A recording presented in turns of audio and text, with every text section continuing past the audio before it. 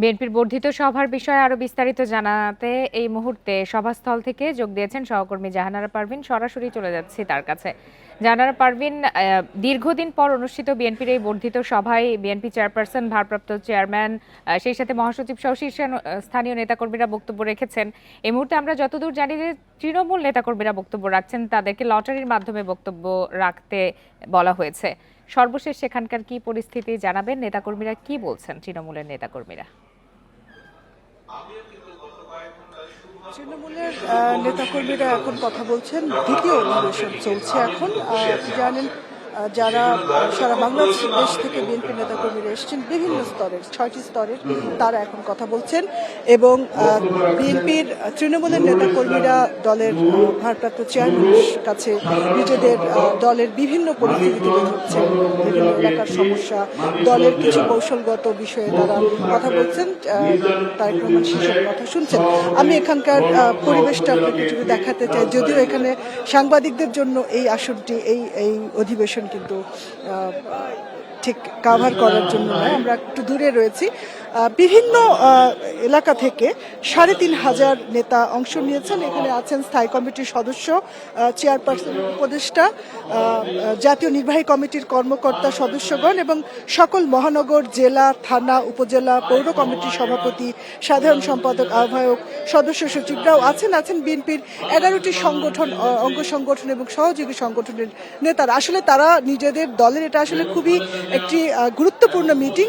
2018 সালের 4 ফেব্রুয়ারি হয়েছিল সর্বশেষ বর্ধিত সভা এবং সেখানে খালেদা জিয়া প্রধান অতিথি ছিলেন। আজকে আমি যেটা দেখতে পাচ্ছি, তারা বিভিন্ন এলাকায় আসলে অনেক, এত বড় একটা দল, নানান সম্ভাবনা এবং সমস্যা রয়েছে।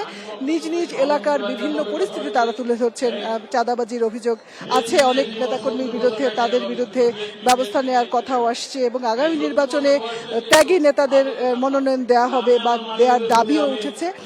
আমি কয়েকজন যারা এসছেন তাদের ইন্টারভিউ করেছি যে এখানে ঠিক তারা কি বলছেন। তারা বলেছেন যে ভারপ্রাপ্ত চেয়ারম্যান বলেছেন যে 31 দফাকে সারা বাংলাদেশে পৌঁছে দেওয়ার জন্য এবং 31 দফার পাশাপাশি দলে যেন অনুপ্রবেশকারীরা প্রবেশ করতে না পারে। বিভিন্ন দলের, বিশেষ করে তারা বিগত আওয়ামী লীগ বা ফ্যাসিবাদীর দোসরদের বুঝিয়েছেন যে তারা যেন আসতে না পারে এবং বিএনপি যেন আরো ঐক্যবদ্ধ থেকে আগামী নির্বাচনের জন্য প্রস্তুতি নিতে পারে।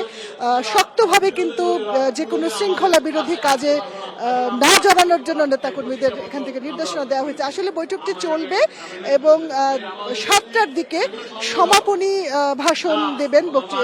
দ্বিতীয় পর্বের অধিবেশনে সমাপনী বক্তব্য দেবেন বিএনপির ভারপ্রাপ্ত চেয়ারম্যান। আর এখন লটারির মাধ্যমে নির্বাচিত নেতারা কথা বলছেন এবং এদিকে সেদিকে অনেকে রয়েছেন।